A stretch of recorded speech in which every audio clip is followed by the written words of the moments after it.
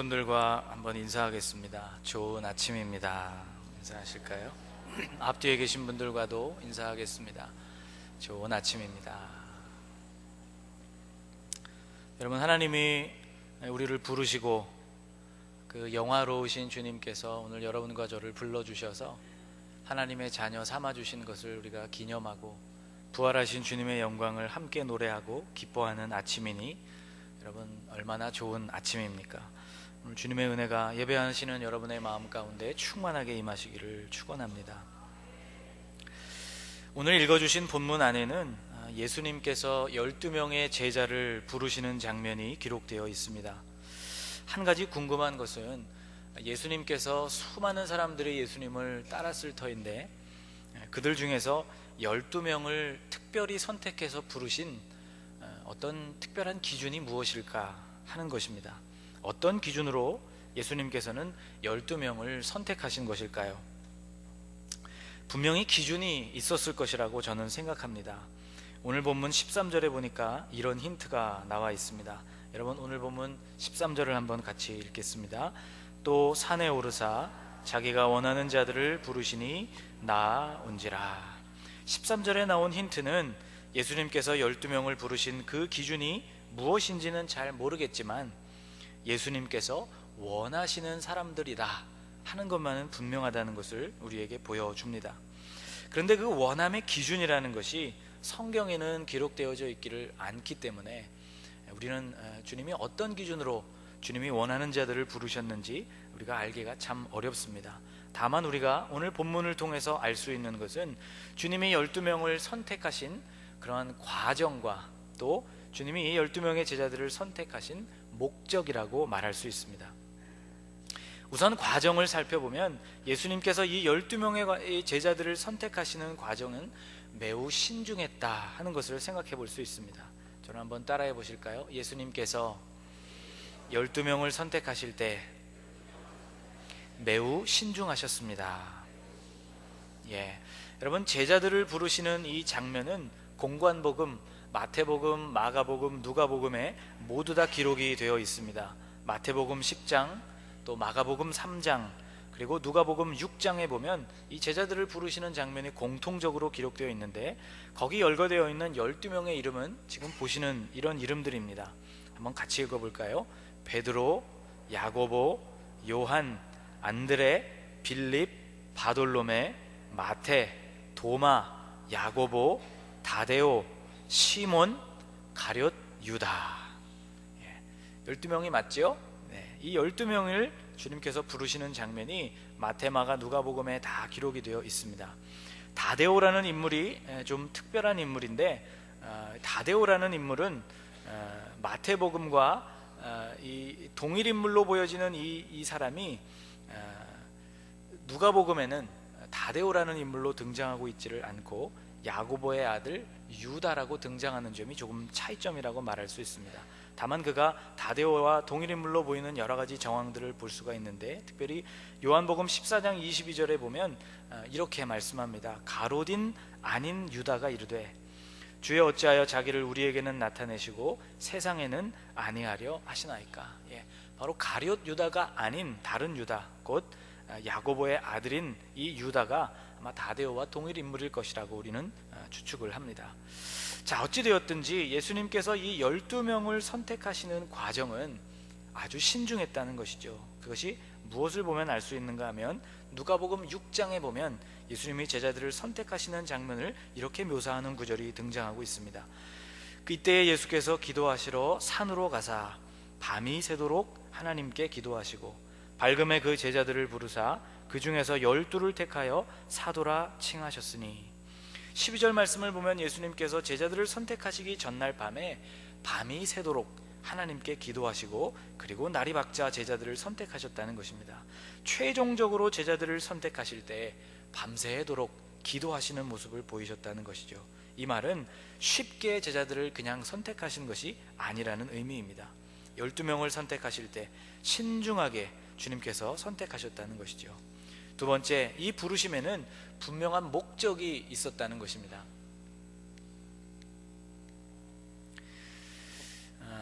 첫 번째, 예수님이 이 12명을 신중하게 선택하셨다는 것. 두 번째로, 이 부르심에는 분명한 목적이 있었다는 것. 오늘 본문 14절과 15절 말씀을 보면 그 목적이 무엇이었는지를 이렇게 설명해 주고 있습니다. 이에 12를 세우셨으니 이는 자기와 함께 있게 하시고 또 보내사 전도도 하며 귀신을 내쫓는 권능도 가지게 하려 하심이로라. 저는 한번 따라해 보실까요? 자기와 함께 있게 하시고 또 보내사 전도도 하며.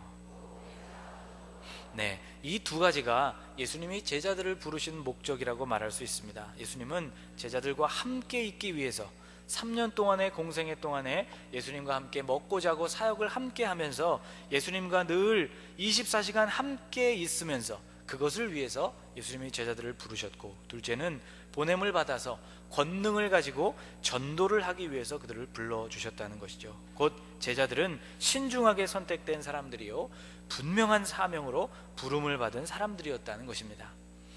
그런데 여러분, 이렇게 주님이 12명을 신중하게 선택하셨고 분명한 목적을 가지고 그들을 부르셨음에도 불구하고 한 가지 문제가 있었는데, 그게 뭐냐면 바로 부름을 받은 이 사람들이 하나가 되기가 참 어려운 사람들이었다는 것입니다. 이들이 하나가 되기 어려웠던 배경에는 여러 가지가 있습니다만은 그 중에 하나는 이것입니다. 한번 따라해 보실까요? 좋아서 만들어진 그룹이 아니었다. 한 번 더 따라해 보실까요? 좋아서 만들어진 그룹이 아니었다. 여러분, 취미가 같은 분들이 모여서 활동하는 그런 회원들의 모임을 우리가 동호회라고 말하죠. 동호, 같은 기호를 가진 사람들의 모임이라는 뜻입니다. 이상하게도 이런 모임에 참여를 하게 되면 난생 처음 만나는 사람들인데도 쉽게 말이 통하고 쉽게 마음을 교류할 수 있는 그런 토대가 마련됩니다. 왜입니까? 공통된 관심사와 좋아하는 것을 공유하고 있는 그러한 특성 때문이죠. 자발적으로 또 그 그룹에 내가 속하고 싶어서 그 그룹에 속한 사람들이기 때문입니다. 그럼 여러분, 이 12명의 제자 그룹을 보십시오. 이 12명의 제자들의 그룹은 본인들이 좋아하는 기호를 따라서 모여진 그룹도 아니고 본인들이 그룹원을 선택해서 모여진 사람들도 아니었습니다. 두 번째, 그들은 배경과 직업이 다른 사람들이었습니다. 여러분, 베드로와 안드레, 요한과 같은 사람들은 여러분이 잘 아시는 대로 이들의 직업은 어부였습니다. 갈릴리 호수에서 거기서 어렸을 때부터 고기 잡으면서 생활했던 수십 년 동안을 어부로 살았던 사람이죠. 제자 중에서 마태라는 제자가 있는데, 여러분 마태의 직업이 무엇이었는지 아십니까? 마태는 세리라는 직업을 가지고 있던 사람입니다. 여러분, 1세기를 살았던 유대인들에게 있어서 세리라는 직업을 가진 사람이 얼마나 사람들의 지탄이 대상이 되었는가, 우리로서는 감히 상상할 수 없는 사람들의 엄청난 미움을 받았던 사람들이 세리였습니다. 세리가 왜 미움을 받았느냐 하면, 첫째, 이들은 로마 당국에 붙어서 이스라엘 백성들의 세금을 다 거두어들여서 로마로 세금을 바치는 사람들이었고, 대부분의 세리들이 그러한 세금을 거둬들이는 과정에서 받아들여야 할 세금보다 훨씬 더 많은 금액을 착복하고 거기서 생기는 차익금을 자기들의 소유로 떼어 먹었기 때문에 이들은 죄인이라고 낙인 찍힌 사람들이요, 또 이스라엘 사람들 사이에서 인정받지 못하는 바로 그러한 그룹의 사람들이 세리였습니다. 또 시몬이라는 사람, 오늘 본문에 보면 시몬이라는 제자도 등장하죠. 이 시몬이라는 사람에게는 여러 가지 별명이 붙어 있습니다. 마태복음과 마가복음에는 이 시몬을 일컫기를 가나나 사람, 가나나인이라고 부르고 있고, 누가복음에는 셀롯인, 셀롯 사람이라고 그를 부르고 있습니다. 이것은 둘 다 같은 의미인데 아람어와 히브리어로 번역되어진 좀 다른 단어인데 의미는 같습니다. 가나나, 셀롯이라는 말은 열심당원이라는 뜻입니다. 이 열심당원이 누구인가 하면 로마로부터 이스라엘이 해방되기를 원하는 정치적인 성향을 띤 사람들, 우리나라로 친다면 일제로부터 독립하기를 꿈꾸는 독립투사들의 모임 정도라고 할 수 있을까요? 아주 극단적이고 수단과 방법을 가리지 않고 이스라엘이 해방되기를 원하는 이러한 사람들, 그런 마음을 가진 사람들이 모였던 공동체가 열심당원이었습니다. 예수님의 제자 중에는 시몬이라는 이런 정치적인 색깔을 띤 사람도 있었다는 것입니다. 또 여러분, 제자 중에 가룟 유다라는 인물을 아시죠? 가룟 유다라는 사람은 굉장히 계산에 빠른 사람입니다. 한 번은 예수님께서 한 집에 초대를 받으셔서 거기서 식사를 하시게 되었는데, 한 여인이 300데나리온 정도 되는 아주 값진 향유를 가지고 와서 그것을 깨뜨려서 예수님의 몸에 부어드리는 사건이 한 번 있었습니다. 그 사건을 본 모든 제자들의 마음 가운데 무슨 생각이 들었느냐 하면, 이 300데나리온이나 되는 이 향유를 깨뜨려서 지금 향유를 쏟았다는 것은 지금 중요하지 않은 일에 그 향유가 허비되고 있다는 것에 동의를 했습니다. 더더군다나 가룟 유다라는 사람의 마음속에는 300데나리온이라는 돈의 가치가 그것을 다른 물품으로 교환하였을 때 가난한 사람들에게 나누어 줄 수 있을 만큼의 충분한 돈이었다는 것을 계산할 수 있을 만큼 가룟 유다는 계산과 돈에 밝은 사람이었다는 것이죠. 그는 또 기회주의자였습니다. 그를 예수님을 팔아넘긴 사람으로 가룟 유다를 묘사하고 있죠. 가룟 유다라는 사람을 말할 때는 언제나 그의 이름 앞에 예수를 팔았던 가룟 유다라는 말이 따라오고 있습니다. 그가 예수님을 팔았던 이유가 여러분 무엇일까요? 그가 정말 돈에 욕심이 있고 예수님을 팔아넘기고자 하는 의지가 있어서 예수님을 팔아넘긴 것일까요? 제 생각에는 가룟 유다의 마음 가운데 그는 기회주의자이기 때문에 예수님을 팔아넘긴 그의 동기 가운데 하나는 예수님을 극조로 몰아가면, 코너로 예수님을 완전히 몰아붙이면 이제는 더 이상 예수님이 감출 수 없이 당신이 하나님의 메시아이심을 온전히 능력으로 나타내시고 이스라엘을 비로소 해방시키시는 때가 빨리 도래할 것을 기대하는 마음으로 예수님을 팔았던 것 같습니다. 그러나 그의 기대가 좌절되고 실제로 그가 십자가를 예수님이 온전히 받아들이시게 되면서 그의 마음은 말할 수 없이 무거워졌고 자책감이 들었고, 그가 받았던 모든 은전을 다 대제사장들에게 던지면서 나중에는 괴로움을 견딜 수 없어서 스스로 목숨을 끊게 되는 모습을 우리는 복음서에서 보게 됩니다. 여러분, 이들은 이렇게 배경과 직업이 다 다른 사람들이었습니다. 어부요, 세리요, 정치적인 배경을 가진 사람이요, 계산적인 사람이요, 기회주의자요, 모든 생각을 달리하고 있었던 이러한 사람들 가운데 그들 가운데 계신 예수님, 여러분, 예수님은 어떤 배경을 가지신 분입니까? 예수님은 공생애가 시작되어지고 본격적으로 메시아 사역을 시작하기 전까지 예수님의 직업은 목수였습니다. 여러분, 목수가 무슨 일을 하는 사람인지 여러분 잘 아시죠? 헬라어 성경에 보면 예수님의 직업 목수를 테크톤이라는 말로 말하고 있습니다. 테크톤이라는 말은 사실 목수라는 말보다 훨씬 넓은 의미의 단어입니다. 오늘날 우리가 쓰는 단어로 굳이 번역을 한다면 건축가 정도로 번역해야 정확한 번역이라고 말할 수 있습니다. 이 테크톤이라는 말이 목수라는 말로 번역되어지는 것은 킹 제임스 버전의 영향이 상당히 큽니다. 제임스 왕 시절에 번역되어진 성경 버전 가운데 하나가 킹 제임스 버전이죠. 여러분, 제임스 왕이 살았던 시절의 모든 건축물들은 대부분 나무로 지어졌습니다. 그래서 건축가 하면 곧 나무를 다루는 사람이라고 생각되던 시절이었기 때문에 자연스럽게 이것이 목수, 카펜터라는 단어로 번역이 되어졌는데, 우리말 성경이 번역되어지는 과정에서도 이 테크톤이라는 말이 여과 없이 목수라는 말로 번역이 되었기 때문이죠.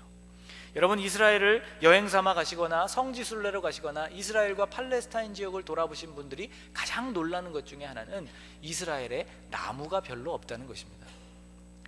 1세기 이스라엘에서 나무를 지을 때 대부분의 재료는 집을 지을 때 나무를 사용하지 않았고 대부분 돌을 사용했습니다. 돌을 정으로 다듬고 깨뜨려서 벽을 쌓고 이렇게 구성을 하고 지붕을 얹은 것이 1세기의 가옥의 형태였습니다. 그러므로 여러분, 태어나면서부터 30살 공생애가 시작되기 전까지 예수님이 대부분 하셨던 일들은 나무도 다루고 또 대부분은 돌과 씨름하는 그런 건축자의 입장에서 30년을 살았던 분이죠. 여러분, 나사렛 서북쪽으로 2시간 거리 정도를 걸어 올라가면 세포리스라는 마을 또는 지폴이라고 불리는 그런 마을이 나옵니다. 성경 안에는 이 마을이 한 번도 등장하고 있지는 않지만 나사렛과 이렇게 가까운 거리에 있었다는 것을 생각해 볼 때 아마도 예수님께서 이 마을을 오가면서 여러 가지 일들을 그 주변 일대에서 이 건축자로서 일을 하셨음을 우리가 짐작해 볼 수가 있습니다. 이 지폴이라는 곳에 가면 지금도 유적이 남아 있는데 야외 극장 건물이 여전히 남아 있습니다. 이것을 돌로 지었기 때문에 오늘날까지 남아 있는 그러한 유적이죠. 좌석수를 세워보면 4,500명 정도가 들어갈 수 있을 만큼 대단한 규모의 야외 극장이었습니다. 여러분, 예술의 전당 콘서트 홀이 2,523명이 들어가는 그러한 굉장히 큰 홀입니다. 동양 최대의 파이프 오르간이 설치되어 있다고 말하는 세종문화회관 대극장도 3022석입니다. 그러니까 여러분 4,500명이 들어가는 야외 극장이라는 것은 엄청난 규모의 극장이죠. 이렇게 큰 규모로 건물을 세우면서 아마도 그 지역 가까이에 있는 모든 건축가들이 이 공사에 동원되었을 것이고, 아마도 예수님이 이 건축 현장에도 동원되시지 않았을까, 그렇게 생각을 합니다. 어쨌든 주님의 직업은 건축가로서 살아오셨던 것이었습니다. 어부요, 세리요, 정치적인 색깔을 띤 사람들이요, 계산적인 사람이요, 기회주의자들인 이 제자들의 눈으로 볼 때 목수라는 이 건축가라는 입장을 가지고 있는 예수님과 그들이 정말 잘 소통하고 섞여서 어울릴 수 있었을까를 생각해 보면 참 쉽지 않았다는 것을 우리가 발견하죠. 여러분, 3월부터 지금까지 우리 교회가 계속 공사 중입니다. 아주 급하고 큰 공사들은 대부분 마쳐졌는데 아직도 해야 할 일들이 많이 있습니다. 우리 교회 건물의 나이가 20년 가까이 이제 가고 있기 때문에, 그런데 큰 공사들을 대부분 하면서 우리 교회 안에서 이런 건축 쪽에 계시는 분들의 조언을 참 많이 받았습니다. 그리고 실제로 그분들이 이것을 수리하고 보수하는 일에 굉장히 많은 일들을 헌신해 주셨습니다.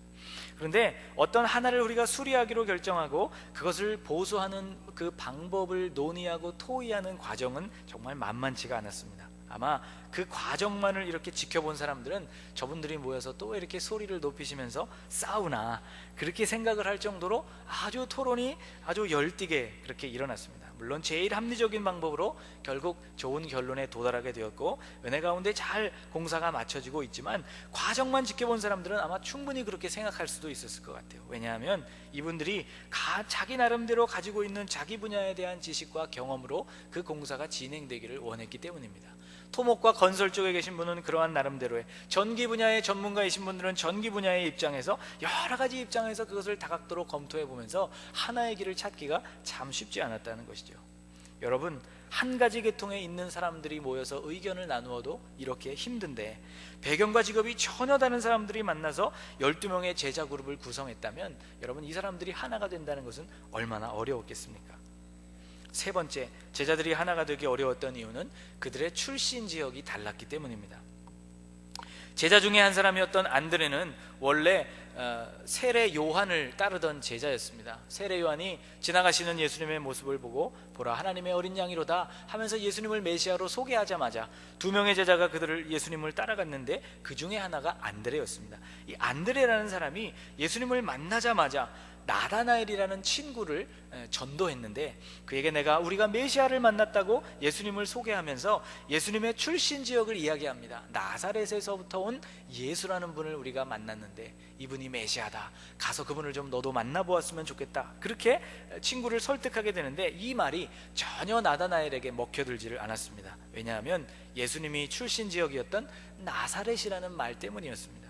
나다나엘이 이렇게 말하죠. 나사렛에서 무슨 선한 것이 날 수 있겠느냐고. 여러분, 지금 제자들의 모든 그룹은 전부 태어나고 자라온 모든 성장 배경이 다른 사람들이었습니다.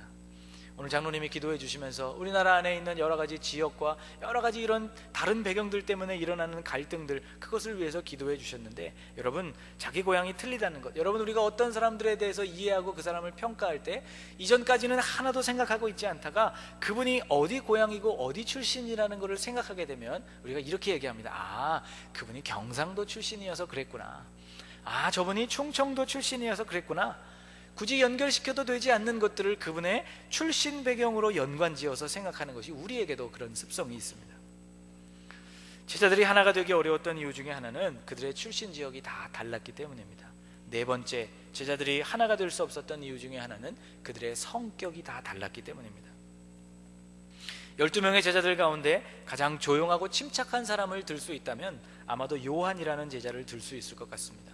그는 사랑의 사도라고 불리움을 받는, 예수님께 사랑을 받았고 나이도 비교적 어린 축에 속하는 그러한 제자였고 조용하고 침착한 성품을 가진 그러한 제자였습니다.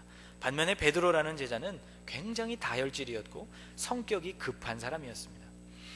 그들이 예수님을 부활하셨다는 소식을 듣고도 여전히 고기 잡는 데로 돌아가서 7명의 제자들이 함께 고기를 잡습니다. 예수님이 해변가에 서셔서 제자들을 부르십니다. 얘들아, 너에게 고기가 있냐고 물으십니다. 저분이 누구일까를 그들 나름대로 추측하고 얘기를 하다가 저분이 예수님이신 것 같다는 소식을 베드로가 듣게 됩니다. 베드로가, 다른 제자들은 작은 배로 옮겨 타서 해안으로 갔는데 베드로만큼은 겉옷을 챙겨 입고는 곧바로 물로 뛰어내린 사람이 베드로입니다. 예수님에게 헤엄쳐서 배를 타는 것까지 참고 기다리지 못하고 당장 헤엄쳐서 예수님께로 가고자 하는 제자가 베드로였습니다. 예수님이 겟세마네 동산에서 기도하시고 마지막 잡히시던 날 밤에 칼을 휘둘러서 말고라는 사람의 귀를 떨어뜨린 사람도 베드로였습니다. 그는 매우 성격이 급하고 다혈질적인 사람이었기 때문입니다. 주님께서 물 위로 걸어오실 때 오시는 분이 주님이시면 나도 물 위를 걷게 해달라고 부탁했던 사람이 베드로였습니다. 오라 주님이 말씀하시니까 뒤도 돌아보지 않고 물 위로 첨벙 뛰어내리는 사람, 바로 이러한 사람이 급하고 급진적이고 추진력이 강한 베드로라는 사람입니다. 도마라는 사람은 매우 이성적인 사람, 현실주의자라고 말할 수 있습니다. 그는 자기의 머리로 이해되지 않는 일, 이성적으로 모든 것들이 납득되지 않는 일은 잘 믿으려고 하지 않았던 제자였습니다.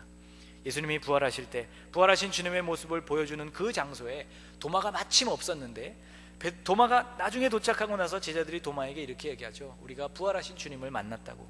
도마가 뭐라고 얘기합니까? 나는 부활하신 주님을 내가 눈으로 만나보고 그분의 손자국, 못 박히신 손자국을 내가 만져보고 창에 찔리신 옆구리를 내가 만져보기 전에는 절대로 믿지 못하겠다고 이야기합니다.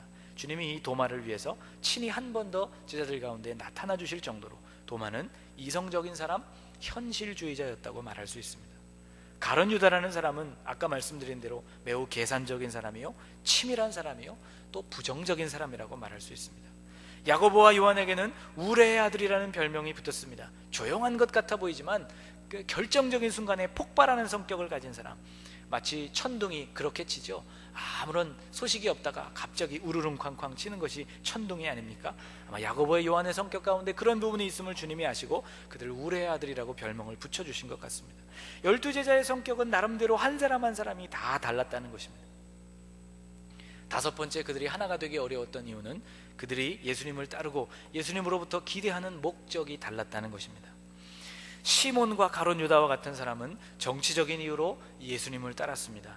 정치적인 메시아로 하루빨리 예수님이 등극하시기를 바랐던 것이 그들의 소원이었습니다. 야고보와 요한과 같은 사람은 출세에 대한 기대를 가지고 예수님을 따랐던 사람입니다. 성경에 보면 재미있는 에피소드가 있죠. 하루는 야고보와 요한의 어머니가 야고보와 요한을 데리고 예수님을 만납니다. 예수님, 당신의 나라가 임하실 때 이 나의 두 아들 중에 하나는 오른편에 하나는 왼편에 앉아주시기를 내가 부탁드립니다. 성경에 나와 있지는 않지만 예수님께 드릴 선물을 가지고 왔는지도 몰라요. 예수님이 너희가 지금 구하는 것이 무엇인지 아느냐? 내가 가야 할 길은 십자가의 길인데 너희가 그 길에 동참할 수 있겠느냐고 물었지만 여전히 이것에 대해서 이해하지 못하는 이 사람들이 할 수 있다고 이야기하면서 예수님의 오른쪽 그리고 왼쪽 자리를 구하고 있었습니다. 다른 제자들이 이것을 듣고 매우 분노했죠. 어머니까지 동원해서 권력에 욕심을 부리는 야고보와 요한에 대해서 탐탁지 않았던 그들의 마음을 드러내는데, 그들이 화를 냈다는 이유는 그들 역시 예수님에 대해서 이러한 것들을 기대하고 예수님을 따랐다는 것을 나타내 주는 것입니다. 여러분, 예수님이 불러서 한 그룹이 되었지만 좋아서 모여진 그룹도 아니요, 배경과 직업도 달랐던 그러한 사람들이요, 또 출신 지역도 달랐고 성격도 달랐고 예수님을 따르는 목적도 다 달랐던 이러한 사람들이 도대체 어떻게 예수님의 제자가 될 수 있었고 예수님을 계속해서 뒤따르면서 사도의 역할을 감당할 수 있었는가가 우리는 참 궁금합니다. 공통분모라고는 조금도 없는 이 사람들이 어떻게 한 공동체를 이루었을까? 오늘 여러분, 이것을 여러분과 나누면서 여러분과 제 마음 가운데 주님이 주시는 오늘 마음을 품을 수 있었으면 좋겠습니다. 첫째, 이들이 한 공동체가 그럼에도 불구하고 될 수 있었던 이유는 그들을 부르신 분이 같았기 때문입니다. 저를 한번 따라해 보실까요? 부르신 분이 같았기 때문이다. 여러분, 이들을 누가 불러주셨습니까? 예수님께서 이들을 불러주셨습니다. 다른 분들도 아니고 예수님께서 그들을 사도로 제자로 불러주셨다는 것, 이것 하나가 그들의 마음을 하나로 결속시켜주는 대단한 힘이 되었다는 것이죠.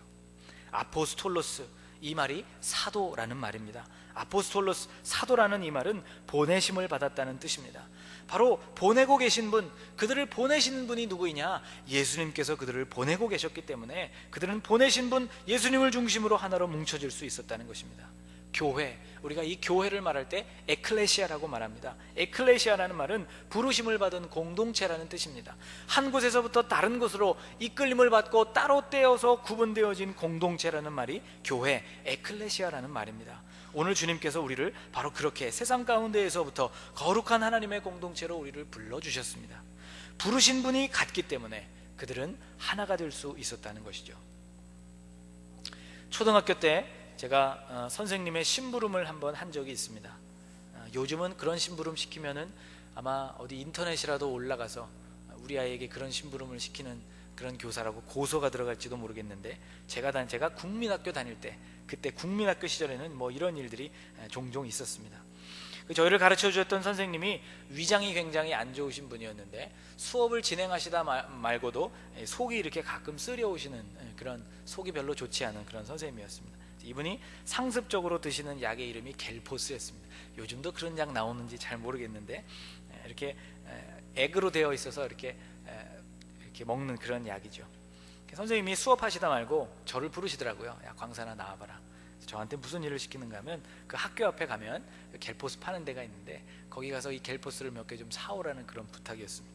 그 약이 무슨 약인지도 몰랐고, 왜 선생님이 이런 심부름을 시키는지도 몰랐는데, 심부름을 받아서 손에 돈을 쥐고 그 학교 운동장을 가로질러 가는데 이상하게 제 마음이 굉장히 기쁘더라고요. 무엇이 기뻤느냐면, 선생님이 수많은 아이들 속에서 내 이름을 불러주셔서 나에게 이 일을 시켜주셨다는 것, 나를 선택하셨다는 것, 그것이 굉장히 감격적이고 감사하고 그 일 때문에 어깨가 으쓱해지는 그런 자부심을 느꼈던 것 같습니다. 여러분, 주님이 오늘 저와 여러분을 불러주신 것입니다.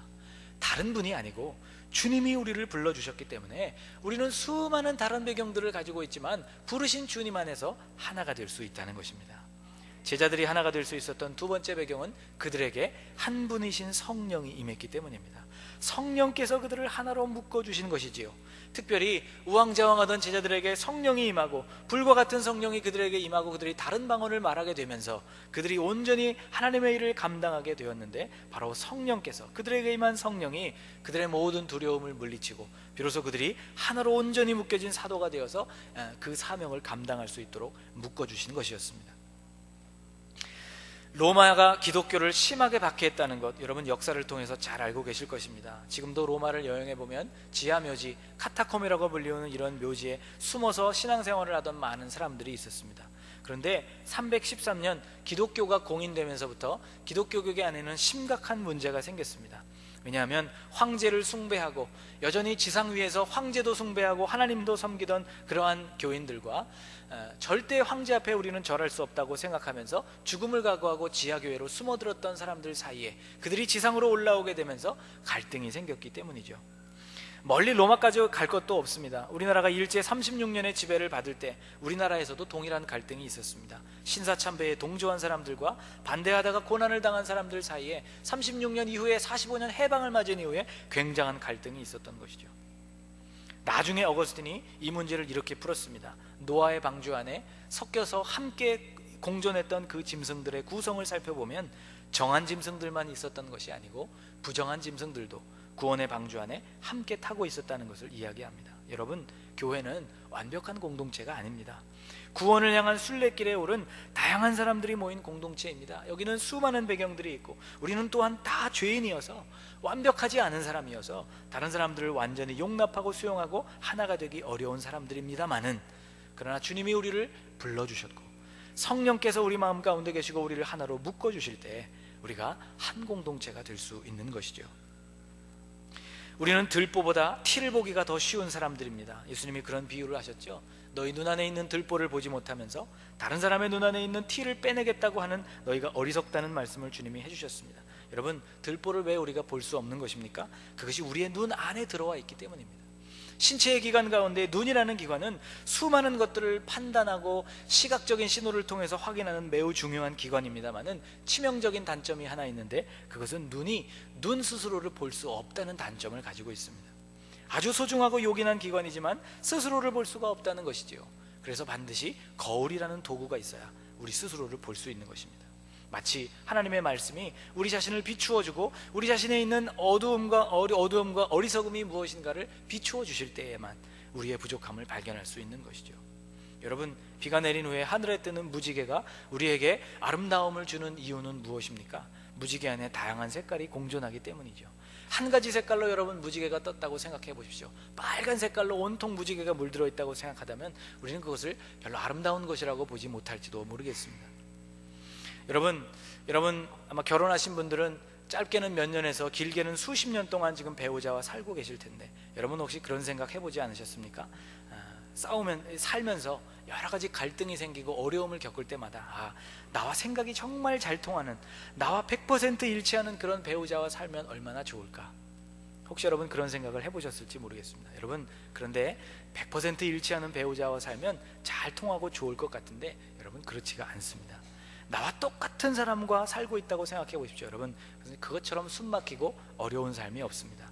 아무것도 새로운 분위기를 창출해낼 수 없는 어려운 분위기가 될 것입니다. 가정의 분위기는 다운될 것입니다. 여러분, 교회는 다양한 사람들이 모여있는 곳입니다. 직업도 배경도 성향도 다른 사람들이 다 함께 모여있는 곳입니다. 그래서 잘 통하는 사람도 있고 잘 통하지 않는 사람들도 있는 것이죠. 그러나 우리가 마음을 하나로 모을 수 있는 것은 우리를 불러주신 그분이 한 분이시기 때문입니다. 성령께서 우리에게 같은 마음을 주셔서 우리를 묶어줄 수 있도록 주님이 우리를 이끄시기 때문에 우리는 하나가 될 수 있는 것이죠. 바울은 에베소에 편지를 보내기 때문에 편지를 보내면서 너희들이 하나가 될 수 있는 이유가 성령께서 너희를 하나로 묶어주시기 때문이라는 편지를 보내고 있습니다. 에베소서 4장 3절 말씀 같이 한번 읽겠습니다. 평안에 매는 줄로 성령이 하나 되게 하시는 것을 힘써 지키라. 사랑하는 여러분, 성령께서 하나 되게 하시는 것을 힘써 지키는 여러분들이 되시기를 축복합니다. 그래서 여러분들의 가정이 불러주신 주님 안에서 하나가 되기를 원하고, 여러분, 우리가 함께 부름을 받은 우리 교회 공동체 안에서 부르신 주님 안에서 또 그분의 성령 안에서 하나 되기를 힘쓰고 우리가 하나로 묶여지고, 그래서 우리가 성숙함을 갖추는 하나님의 백성들이 다 되어지실 수 있기를 주님의 이름으로 축복합니다. 기도하겠습니다. 하나님, 우리를 부르시되 우리를 신중하게 불러주신 하나님, 또 분명한 목적을 가지고 우리를 한 공동체로 불러주신 주님, 우리는 모두가 다 다른 사람들입니다. 취미도 다르고 배경도 직업도 다르고 출신 지역도 성격도 심지어는 교회를 다니고 있는 목적조차도 다 다른 사람들인데, 부족하게 이를 데 없는 우리들을 주님께서 불러주셨고 한 분이신 주님에 의해서 우리가 부름을 받았고 우리 안에 계신 성령께서 우리를 하나로 묶어주실 때 하나님, 우리가 하나가 될 수 있다는 놀라운 말씀을 들려주시니 감사합니다. 하나님, 우리가 평안에 매는 줄로 성령이 하나 되게 하시는 것을 힘써 지키는 성도들이 되게 하여 주시옵소서. 그래서 우리의 가정이 하나 되고 교회가 하나 되고 불러주신 하나님의 백성들이 하나로 묶여지는 놀라운 역사를 경험할 수 있는 하나님의 백성들이 되게 하여 주시옵소서. 예수님의 이름으로 간절히 기도하옵나이다. 아멘.